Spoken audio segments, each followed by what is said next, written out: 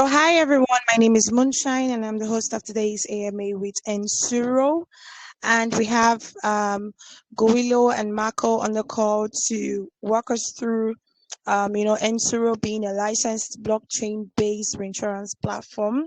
So, in today's AMA, we would cover what is Ensuro, the aspects of it being a powered insurance, its embedded protection and risk solution, the whole Ensuro system, and how every listener on the call right now can get started with Ensuro. So, but before we start deep diving into what the project is actually about, Guilo, can you kindly walk us through yourself and Marco, the team behind the project, and how you guys started the project? Yes, sure. Well, I'm a software engineer from Argentina. I have more than 25 years of experience in working in software development, also as a founder of two previous startups here in Argentina. And we started with Ensuro in 2021 together with Marco, that I think he will join the call soon. And we started that so I knew Marco from one of my previous startups, and when he was assembling the team for working in Ensuro, he called me. Are you, Marco, in the call to introduce yourself? Yes, can you guys hear me? Hello? Yeah, you can go ahead. Okay. Perfect. Go ahead. So, hi everyone. I'm Marco Mirabella. I'm the CEO of the company. So I'm originally in Italian, but I moved to Argentina, where most of our technical team is based. So I've been in the blockchain space since 2017. So I was part of another project, like a layer 2 solution involved in roll-ups, and then kind of like in my career, I work as a venture capital, like in Asia, where I spend like most of my professional career, and then a couple of years in e-commerce. So I was a chief strategy officer for a price comparison website, and then I started Ensuro around 5 years ago, and I put together the original team.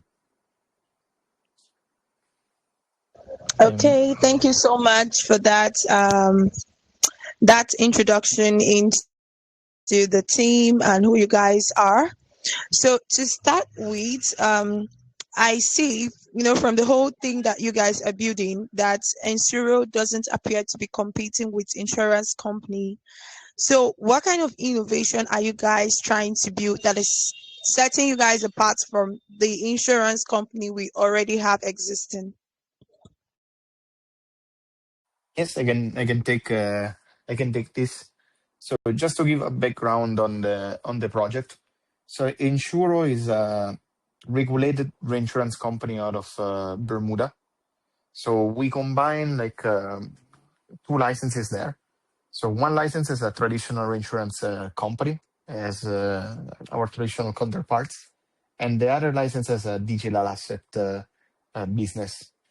So essentially, what we're doing is acting as a traditional insurance company where the capital of solvency, so the capital necessary to back up the policies, is in the form of USDC. And these USDCs are collected on chain from a multitude of investors. So we combine the idea of like decentralized finance with like the structure of a traditional insurance in order to tackle like a market that it's been around for centuries. So, and we believe blockchain is a way to kind of bring efficiencies to this like market that hasn't been changed, yes, for more than 250 years, like where was starting in Lloyd's, in the Lloyd's market.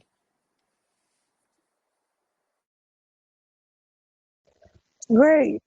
So, which industry in general has been more difficult to convince that your model actually works, and why?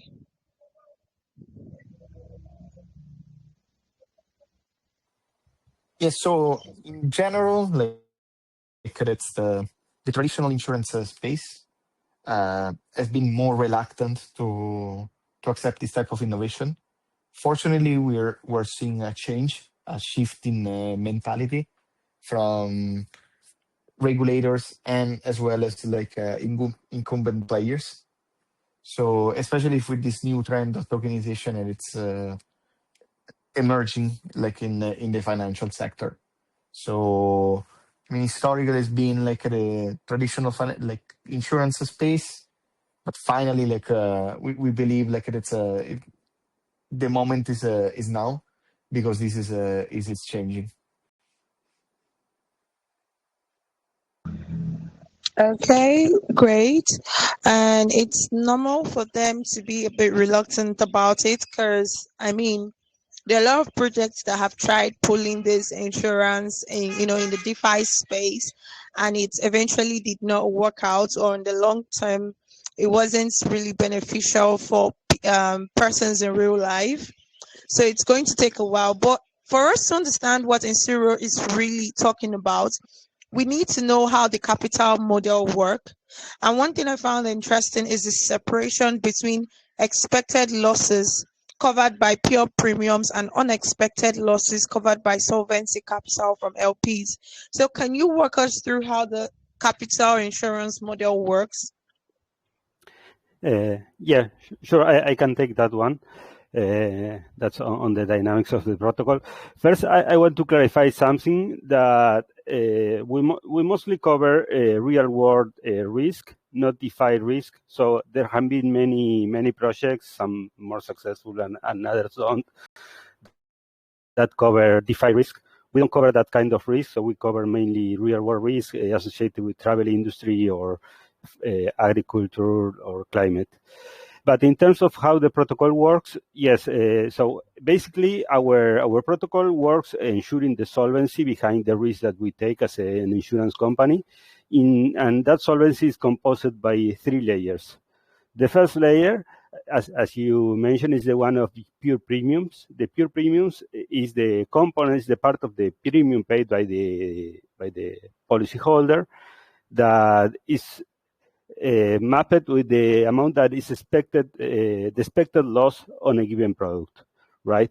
On top of that, insurance companies needs to be solvent not only for the expected losses, but also need to be prepared for more extreme scenarios. So from the pure premiums amount that are the amount of losses that a given portfolio is going to have in a normal scenario, you need to have an excess of capital to be prepared for extreme scenarios. And that capital then is covered by 2 different layers of pools that are provided by the DeFi investors. One is the junior pool, and the other is the senior pool. So for each portfolio, we will have like the pure premiums, that is a part of the premium that we retain until the risk expires. Then we have the junior capital that is provided by junior liquidity providers. That capital pool is typically has a higher return, but also has a higher risk because comes right after the pure premium. And then the senior pool that is less risky because stands in the third layer of capital risk, and it's also diversified across different portfolios, so it's also more safe. Thank you so much for that breakdown on how you guys are actually building the model to work. So I think the next aspect I wanted to ask about is the liquidity providers. So how do you help, these LPs understand that the distinction between just any yield with your platform and effectively underwriting insurance risks? So they don't evaluate Ensuro using typical DeFi farming metrics.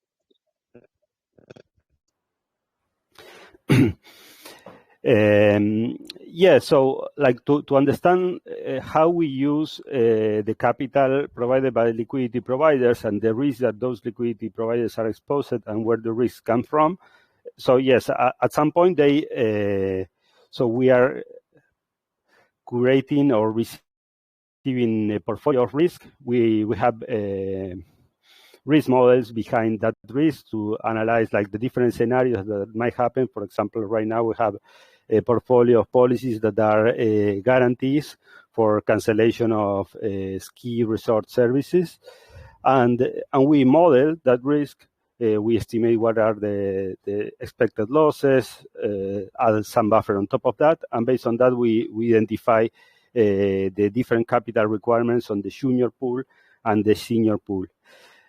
Every time we sell a policy, we need to guarantee on our insurance side the solvency behind that risk that we are taking. So every time we sell a policy, we lock part of the capital of the junior pool and the senior pool until the risk expires. During that period, we also, together with the premium, with the risk, we receive the premium, and that premium is disbursed linearly to the liquidity providers that are providing capital to that pool. When the risk expires, assuming that the losses were within the boundaries of the pure premiums, the capital will be unlocked, and the liquidity providers can withdraw their capital together with the profits.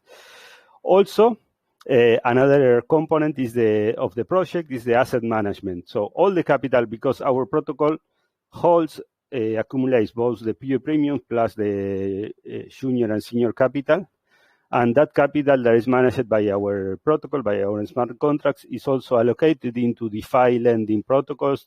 At the moment, we are using mostly Morpho vaults, and then we are generating additional yields on top of the insurance-related yields by investing the funds into lending markets. Like typically, we choose like the less risky ones, the prime level vaults, and the ones that are highly liquid. Okay, I think you also mentioned something about the risk models. So could there ever be a situation where two risk models ensure similar risks but require completely different collateral ratios? If so, what determines those differences?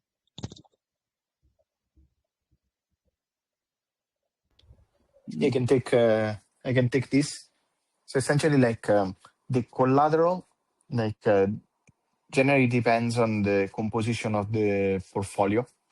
So if you have like a portfolio with a lot of independent like policies, so the chances of having all the policies or like a large part of the policies trigger at the same time, it's low. So in this case, what you can do is like you can lock like less capital compared to the total exposure, meaning the sum of the exposure for each policy is active. In the case, you have like a better capital efficiencies of on the way you manage the solvency. On the other end, if you have a portfolio with a correlation within the policies, so meaning let's say you have a policy like that is connected to weather, and then most of the policies that you sell are like within the same geographical area. In this case, like those policies, even though they have more than one, from a risk perspective, they need to be considered as a single like unified policy because of the correlation between them. Now, in this case, like what you need to do is like the collateral that you need to reserve is it's higher in order to account for this type of scenario and correlation. So then that's why like different risk models might have different level of collateralization. Yeah, I think that brings some clarity into how that is going to work. So the next fact I wanted to ask is about the regulation. I see that Ensuro appears to have obtained the Bermuda license before, becoming a very, or will I say aggressively scaling. So did regulation slow down your innovation, or did it actually unlock opportunities that pure DeFi protocols simply can't access? Yes, kind of like a regulation. It's a necessary pain, I would say, in order to be completely frank, in the sense that like regulation generally like slow down like the process of launching new products, because before launching a product you need to have regulatory approval from different parts, and this regulatory approval generally takes time. Now the regulation, however, like comes with several benefits. One is institutional approval, so bigger player can see that the company is regulated. So a regulator, like respected as the one of Bermuda, took time, understand the model, and approve the model. So we get this mark of approval that allow us to enter in different type of like markets, and that traditional DeFi like protocols cannot enter. And the other one, it's connected to that, is that once you have a regulatory mark of approval, like from the outside, Ensuro is considered as a traditional insurance company. So being considered as a traditional insurance company allows us to act as a insurance company and essentially be able to cover like insurance products in the traditional space. So that's what differentiated us like with other protocols that are trying to insure risk on chain. The fact that we have a license enable us to enter and cover risk in the real world, where we will believe the real opportunity is.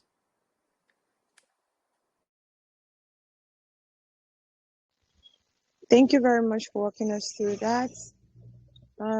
So the next aspect I wanted to ask about is the tokenization. I see that, each insurance policy is represented as an NFT within the protocol.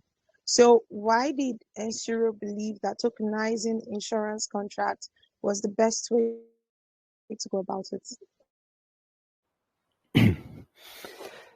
Yes, like well, mainly, so we have tokenization on both sides, right? On one side, on the policyholder side, yes, each of the policies is an NFT that allows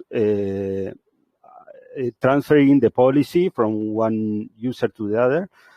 That is not what happens in reality, mainly at the moment, because we mainly work with B2B, with the B2B model, and our partners on the insurance side are mainly like real world companies that in many cases don't even touch crypto.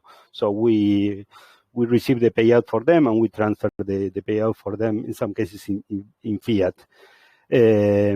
But also tokenization, I think where the value of tokenization is more important is on the risk, on the liquidity provider side, on the exposure to the insurance as an investment opportunity.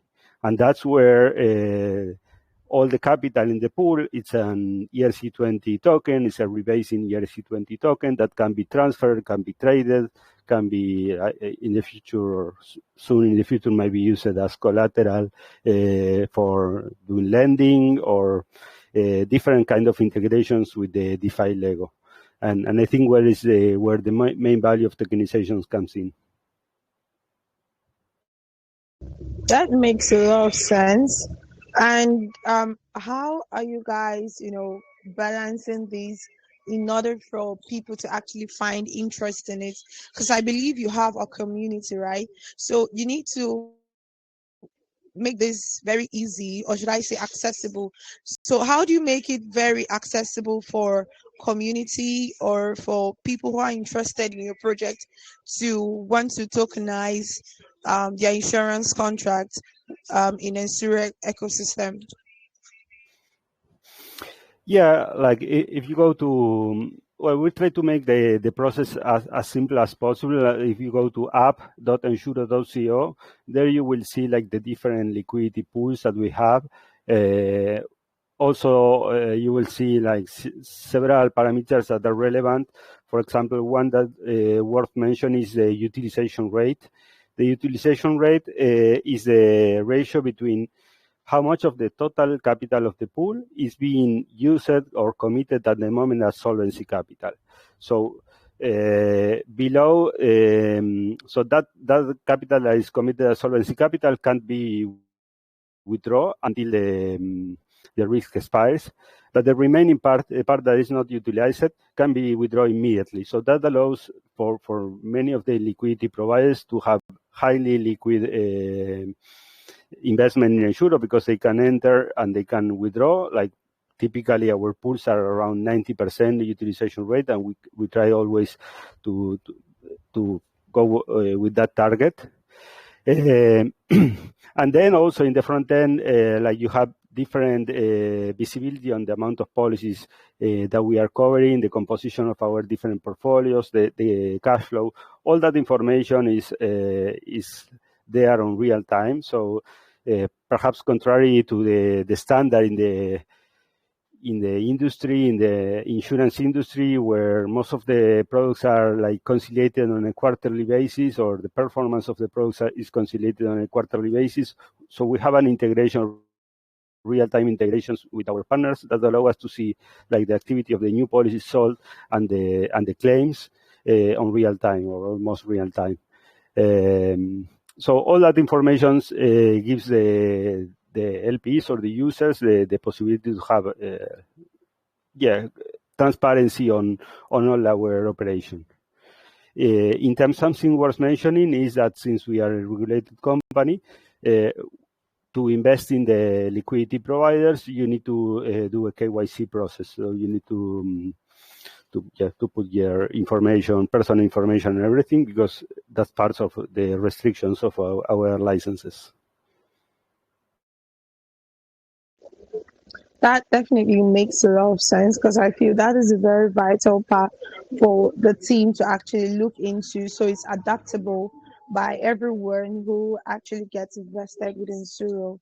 So I think the next question I wanted to ask is, generally we all know that insurance often requires confidentiality. So how do you determine which data belongs on chain versus which data remains private? Yes, like that's a good question. So that's why the integration that we have with our partners, they send the information through our APIs, like HTTP APIs, and we store the private information off chain. And on chain, the only part that is visible is the part that is relevant for the liquidity providers and for the functioning of the protocol. So the part that is visible on chain is for each policy, what is the exposure of that policy, what is the pure premium, the breakdown of the premium between like our fee that is also transparent, our fee for Ensuro for our operation, the fee for the junior liquidity providers, for the senior liquidity providers, and the pure premium. All those values are visible on chain. But we never share any private information about the final end users that are acquiring the policies. Okay, that makes a lot of sense. So now let's go to the token itself.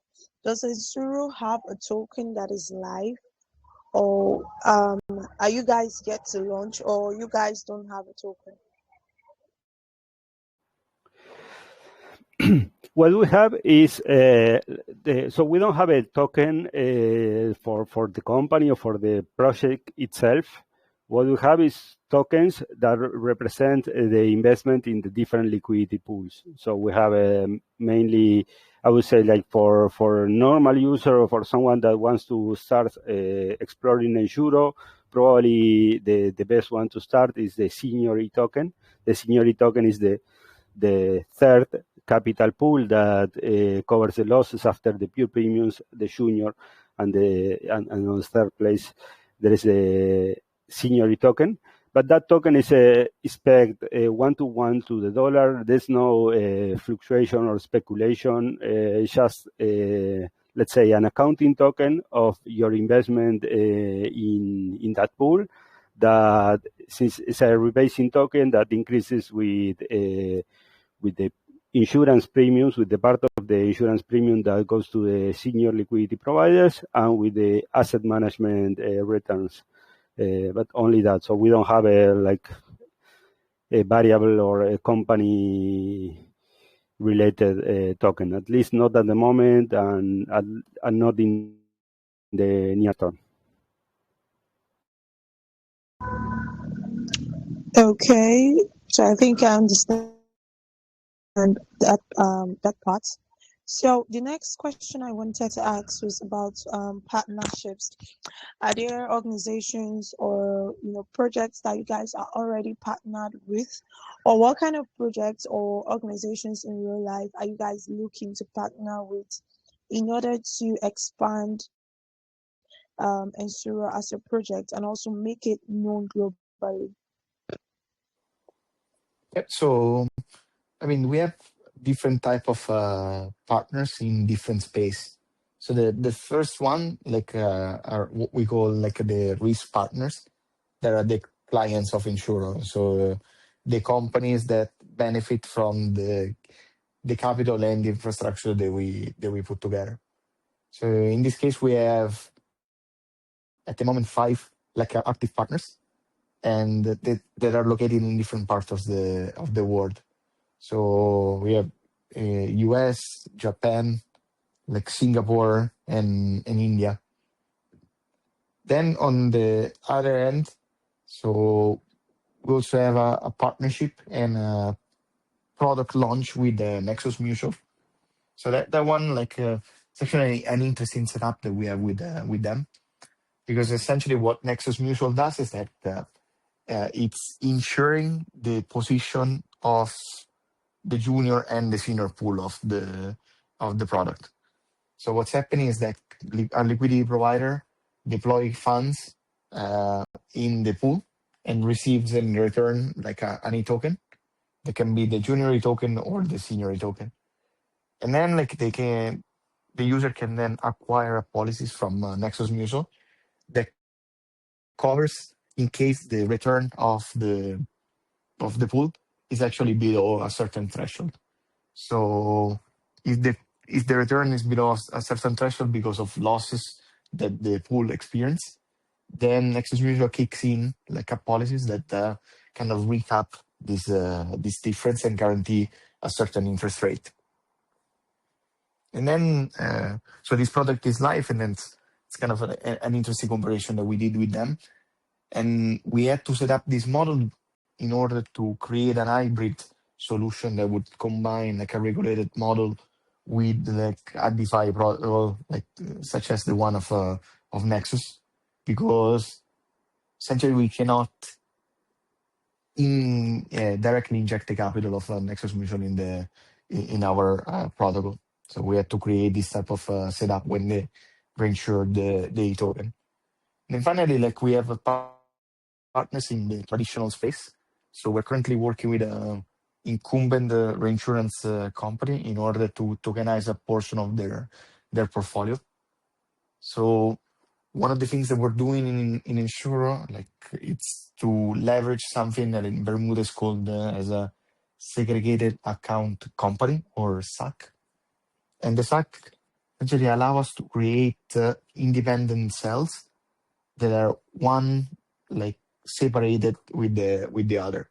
So what you can do is you can input a certain portfolio inside these cells, and then tokenize the quota share of this cell, and then create a secondary market where investors can get exposure to these products. So this has been historically used in the insurance space, leveraging the stock exchange, so the New York Stock Exchange or the Bermuda Stock Exchange. But the issue there is that you have a fragmented liquidity and a more local market, and times that generally go from 9 to 5. So the traditional times of a stock exchange.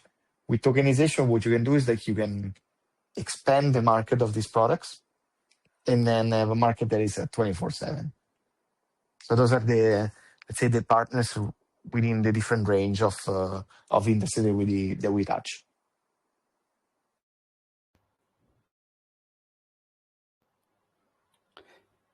Yeah, and I would add also, like in terms of the partners that we are also trying to develop, is to give more utility to our e-token, so our e-token can be accepted as collateral in lending markets for people that wants to leverage or wants to have liquidity while the investment is still while the portfolios of insurance are still maturing.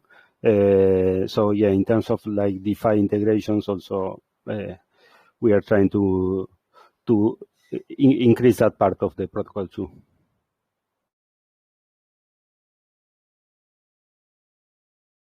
Thank you so much for walking us through that. I think this is all the question I have for the team.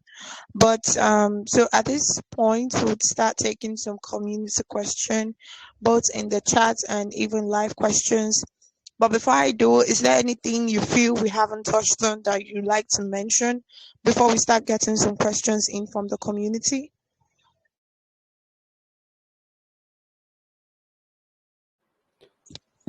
No, not on my side, no.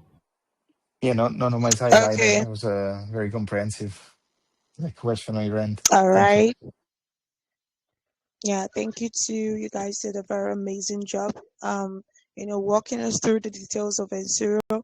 So, guys, if you have a question, kindly signify by raising your hand, and you will definitely be unmuted. And also, I see a lot of questions in the chats. I'll definitely go through them now to pick the ones that I feel haven't been discussed on. So, Davin, you have been unmuted. You can go ahead with your question, mate.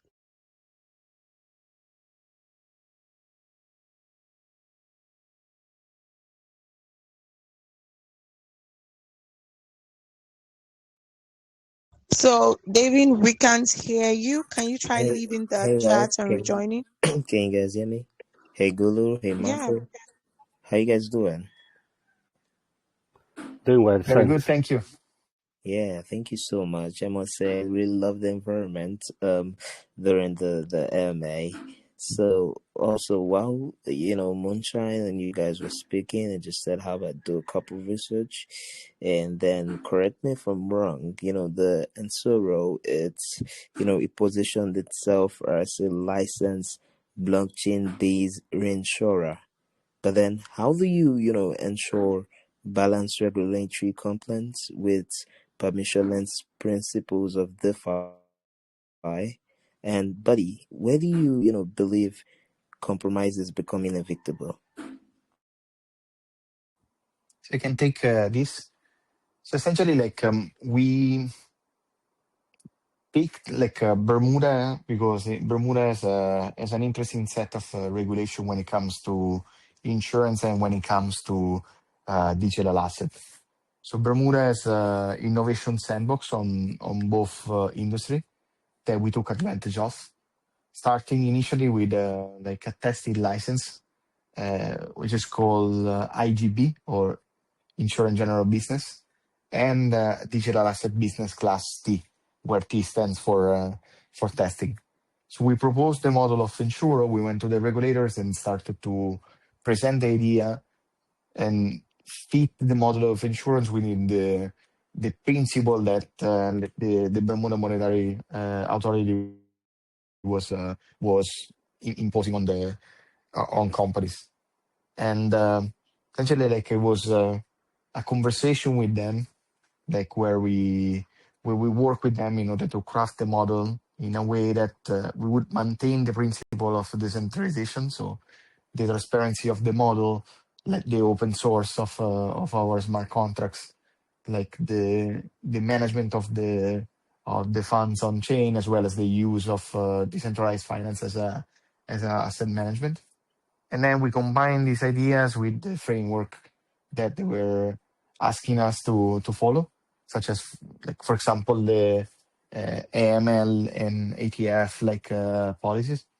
So essentially, like, are required from them to do like KYC of the users. So each one of the liquidity providers that wants to deploy funds needs to go through a rigorous know your customer process. So it was essentially like a compromise, like, and but where we tried to maintain the philosophy of a protocol, like a blockchain protocol. So the use of a public blockchain. We're currently on Ethereum. We were on Polygon before that, and like the open source of the protocols and all the like security measures that come with it. So we cannot do changes in the protocol at will. So we have time locks, and all the changes are then proposed to the different members, and then again can have time to withdraw their funds before like these changes are actually enabled. Nice, really nice, man. I think I just need to let go of some questions because of time. I think we'll just do out to just join the group, and if I have questions, just DM one of you. So thank you so much, guys. Over to you, Moonshine. Yeah, thank you so much, David, for asking that question. So, another question in the chats from Janie. Janie is asking what your roadmap looks like. What are the next milestone you guys are looking to cross in the next few weeks from now?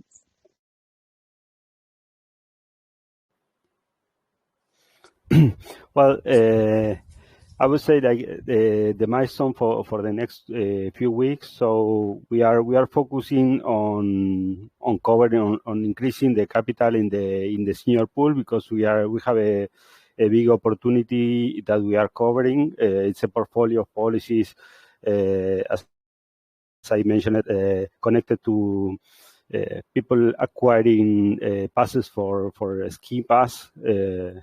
For in North America, in US, and having the right to get a refund. And that portfolio is big, it's 20,000 policies sold so far, and we are trying to increase the capital to be able to cover as much as we can of that risk.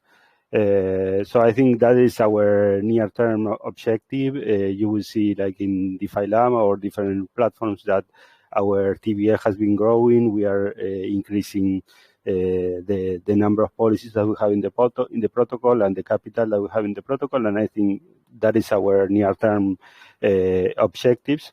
After that, also, like together with increasing the capital, also we want to diversify also the portfolio with other risk that we have also in the pipeline that are related to agricultural or climate related risk and different lines of business. But I would say, like, it's always, so we are kind of a marketplace, so we have always need to source capital on one side, and also need to source risk, and we need to map those two things. So it's always, in some cases we need more capital because we have enough risk and we need more capital to cover that. In some cases we need to go and find new risk to cover. So it's always that is our story.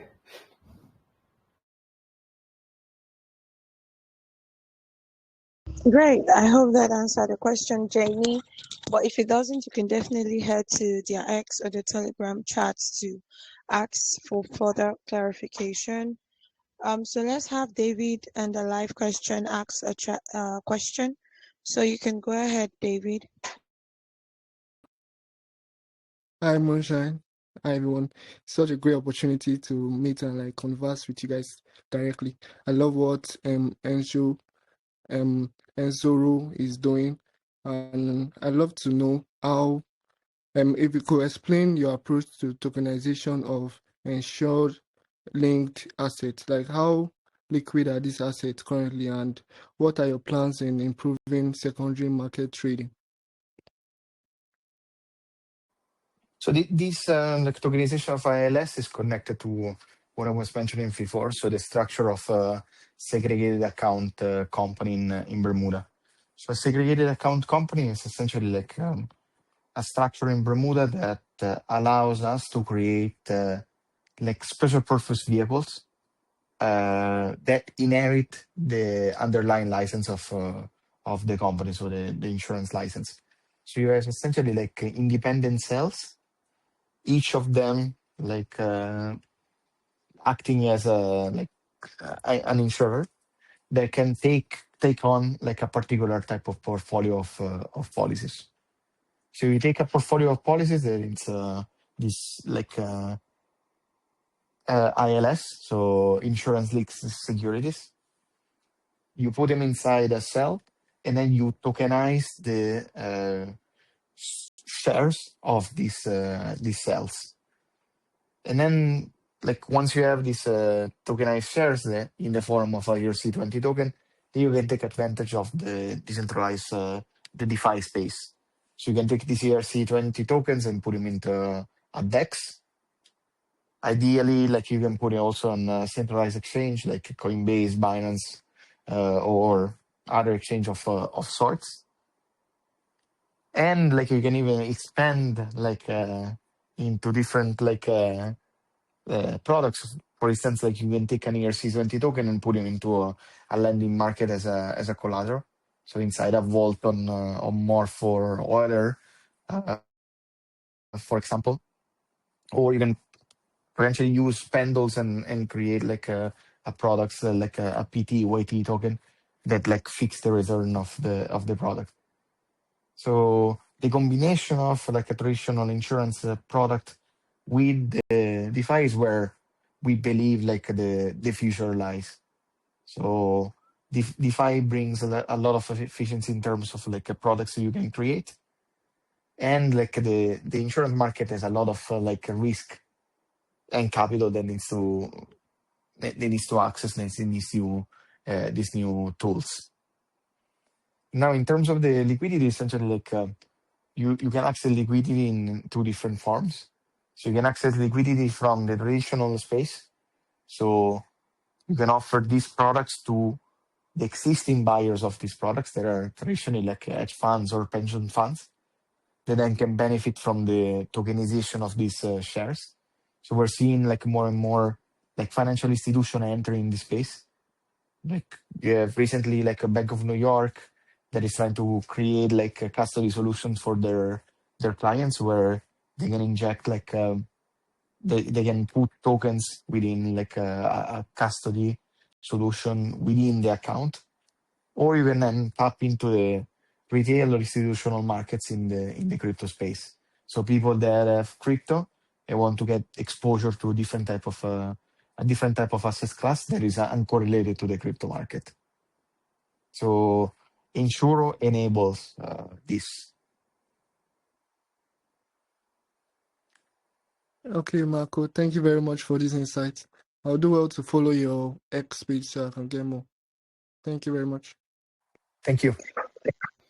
Yeah, you. thank you very much, David, for that question. I don't know, Marco and Gulio, are you guys still open to taking questions? Yes, I personally can.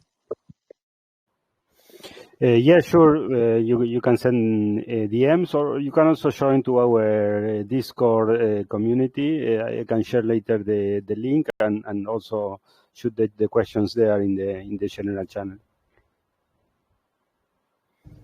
So, can we still take more questions right now in the chat? Yeah, sure. Yeah. Okay, that's what I was asking. So let's have Antoinette ask a question. You can go ahead with your question, Antoinette. Okay. Hello, Moonshine. Can you hear me? Yeah, Hi. you're very Yes. audible. Yeah, go ahead with your question. Okay. Thank you. Thank you for this opportunity, and thank you, Guillermo. What's the name? Is it Guillermo and Marco for sharing your insights today, especially around Ensuro, how Ensuro connects decentralized capital with real-world insurance. So my question is, as the blockchain ecosystem continues to evolve, how do you ensure that Ensuro's architecture remains adaptable to future regulatory changes without disrupting existing users or current partners? Yeah, I can take that one. So yeah, first our smart contracts. So we are in the third version of our protocol, version 3 of Ensuro.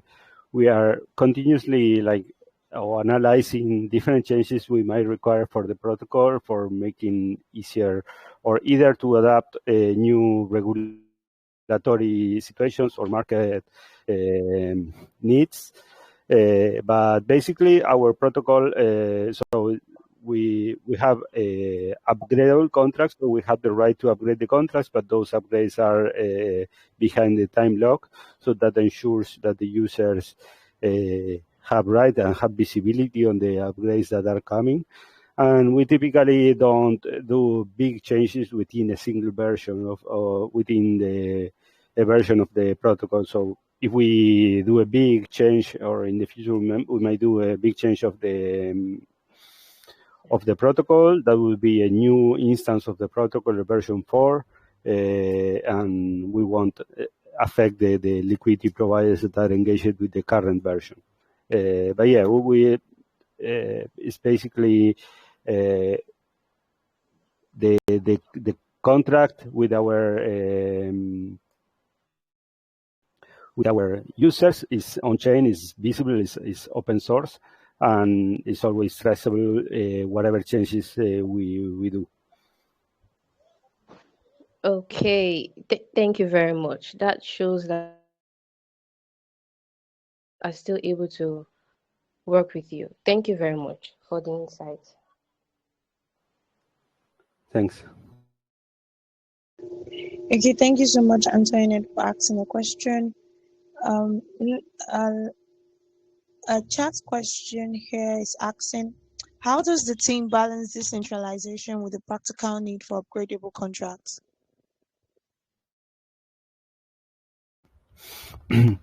Well,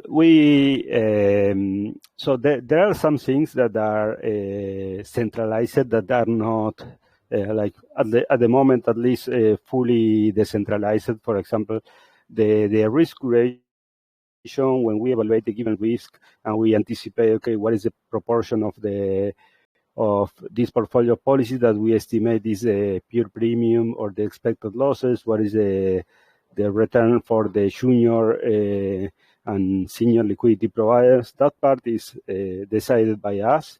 Perhaps in the future, and it's something that probably is on the roadmap of Ensuro, we might decentralize, and we might have like different curators or different entities betting the risk and analyzing the risk. But at the moment, that part is centralized and is executed by our quant team. So those parts are centralized. But what is not centralized is so we don't have access to manage the funds or to do whatever we want with the funds. That part is coded, is managed by our smart contracts and has specific uses. So the capital that you deploy in a given pool is going to cover the risks that are associated, and in advance which portfolios that pool is covering, and we don't have access or custody of the funds. So it's a mix. Since we are a regulated company, it's not easy to decentralize. And also, since we are operating something that is more or less new, in the sense that there are not so many companies that operate in this intersection between insurance and blockchain, and especially covering real-world risk. That's why, some of the parts are still centralized on our team. Okay, I hope that answered your question. So let's have a live question here from Jeremy. Jeremy, you can go ahead with your question, please. Yeah, I'm audible. Can you hear me? Yeah, you're audible. Yeah. All right. Thanks, Moonshine. Nice to meet you, Guillermo and Marco from Ensuro. It's nice hearing from you guys talking about Ensuro and what it stands for. And it's something that I would like to do more research on. But I just went through the website a few minutes ago, and a lot of insights from it is making it looks worth researching for. But I did a little bit of research on something that I found that I just want to get a clarity on. So you guys have expanded across sectors like travel, agriculture, mobility, and events instead of focusing on a single vertical. Now, when evaluating new industries, what kind of characteristics do you determine whether they are a good fit for your infrastructure? And are there any underserved sectors that you believe present that you believe present right now is the biggest opportunity for embedded insurance? Hope the question is clear. Yeah, so we try to enter like in a portfolio of diversified policies. So in different type of industries as a way to essentially like the diversify the risk and not have a concentration. Now all the products that we touch are like parametric in the sense that like the definition of parametric is a policy that is it has a preset payout that does not depend on a claim adjustment process. Like for instance, like a claim adjuster going to the field and checking if a damage actually happened. So in a parametric policies, you can like automatize the payment the payout process and put them into like a smart contract. So all the policies that we do follow this like a parametric type of logic, and then you can apply in different sectors. So at the moment, the lion's share of our portfolio is in travel. In particular, we're doing like cancellation for any reason or CFAR. And it's essentially that product when you buy like a ticket for an event or like a ticket for like a flight, like enables you to pay a bit more in order to have like the possibility to cancel and get a refund. So the majority of the 400,000 policies that we sold are within that space. But then we also like do agriculture coverage, like covering like for instance like excess of rain or drought for maize or soy or different type of crops. In the case like what you can do is like you can automatize the payout by leveraging satellite data or even data coming from weather stations. So they have a very objective like type of reading that everyone can agree upon and then can monitor. And then like I mean these type of policies like a parametric fits very well within the embedded space. So an embedded product is essentially a protection or insurance product that is embedded within the purchase flow of an item. So CFAR is an example of it. You have like weather guarantees, for instance, like when you book like an hotel, and then like the weather of your holiday is impacted. Like essentially, like you can buy a protection for that. So the combination of embedded like coverage and parametric coverage is where we believe like is the like the interesting like is where the interesting space is. So because like users they get a product which is fast and then which is very easy to understand, as opposed to a traditional policies that it's has all those like explanation in small prints that like bring the customers away. I hope answer your question. Yeah, it gives a bit of clarification. Yes, did a lot of job on that. As a follow up, do you think as you enter a new industry, how do you like balance building standardized infrastructure with the flexibility needed to address its sector unique risks portfolio?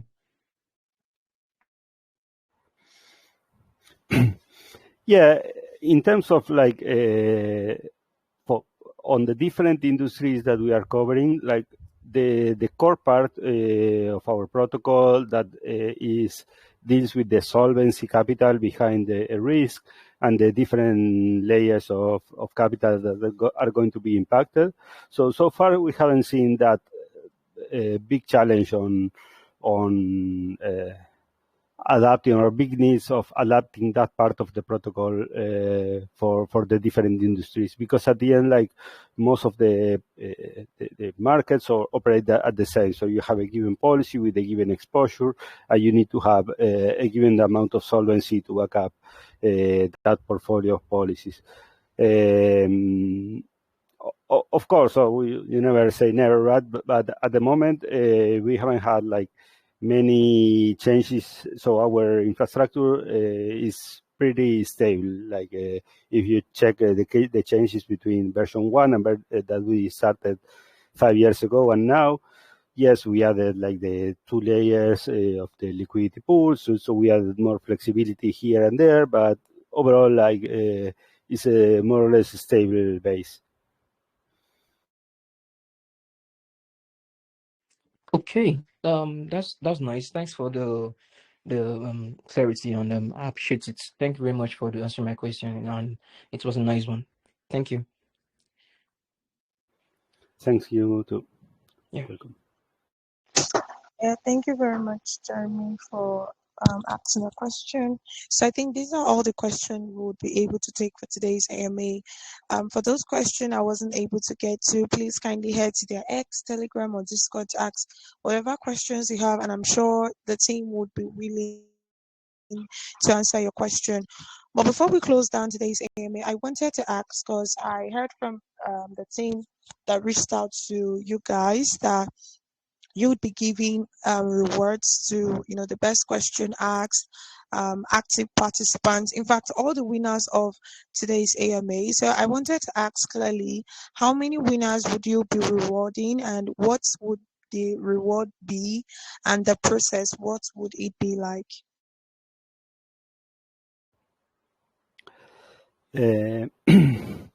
Yes, so well, I would leave up to you. So we defined a $100 pool for questions. We can do probably between like 5 winners or 10. But I would say something between that, probably. And something that we wanted to add as an additional reward is for those that like their reward is in USDC, but for those that also want to extend that reward, they can sign up and sign in into our website, into our front end, do the KYC in app.ensuro.co, and deposit the funds there. And after a month, we will double the reward. I think as a way to also encourage the engagement, besides the question, the engagement, actual engagement with the platform. Yeah, definitely. What you could do for us is just to send the websites that the winners would, go to, and probably the step that they would take in order to get a hold of the double reward. Okay. So thank you so much, everyone, for coming out on today's AMA. It was very interactive discussion about Ensuro and what the ecosystem offers. But before I close on the VC, I would like to give you the floor to give the final concluding statements.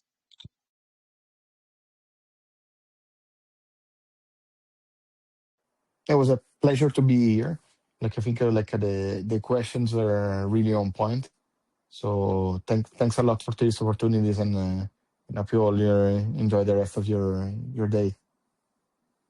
And All as right. Guillermo mentioned, we're happy to answer like additional questions in on our Telegram.